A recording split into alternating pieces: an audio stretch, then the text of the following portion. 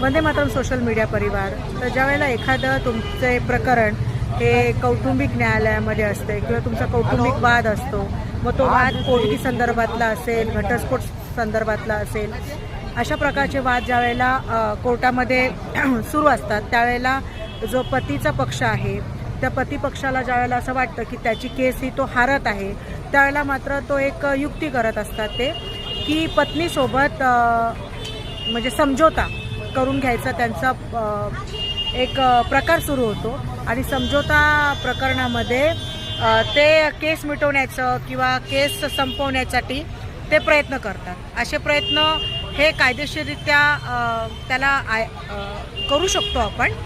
समझोता आपसामध्ये आपसी समझोता करून ते प्रकरण निकाली आपण काढू शकतो। परंतु तरीसुद्धा ज्या वेळेला पतीला अशा प्रकारे एक भीती वाटत असते की तो ती केस हारत आहे, त्याला त्या केसमध्ये त्याला अपयश येत आहे, अशा पद्धतीनं ज्यावेळेला त्याला एक भावना त्याची निर्माण होते, त्याला खात्री पटते, त्यावेळेला तो मात्र ती केस समझोता करून मिटवण्यासाठी प्रयत्नशील असतो।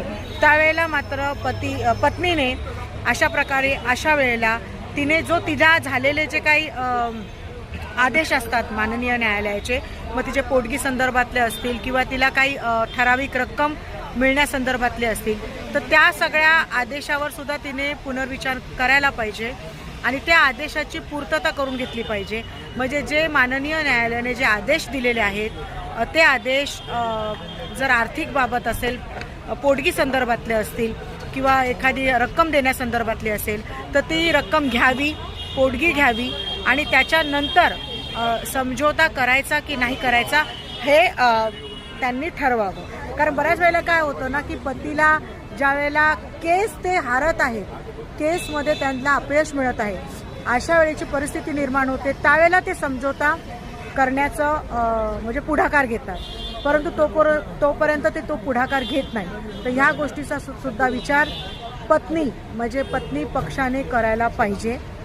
बघा, एकतर पती पत्नीमध्ये भांडणच होऊ नये आणि कुठल्याही नात्यामधलं भांडण हे कोर्टाच्या पायरीपर्यंत जाऊ नये अशी एक भावना असताना सुद्धा जर असे काही प्रकार होत असतील आणि असे पती पत्नीची भांडणं कोर्टात जात असतील आणि ही पती पत्नीची भांडणं कोर्टामध्ये गेल्यानंतर आपण हरतोय अशा भावनेपोटी जर समझोता होत असतील, तर त्याच्या पाठीमागे जर कारण आर्थिक असेल तर ते सुद्धा समजून घेतलं पाहिजे आणि आर्थिक काय अशा ऑर्डर्स असतील त्या ऑर्डर्स पूर्ण करून घेतल्या पाहिजेत आणि त्याच्यानंतर समझोता करायला पाहिजे। धन्यवाद।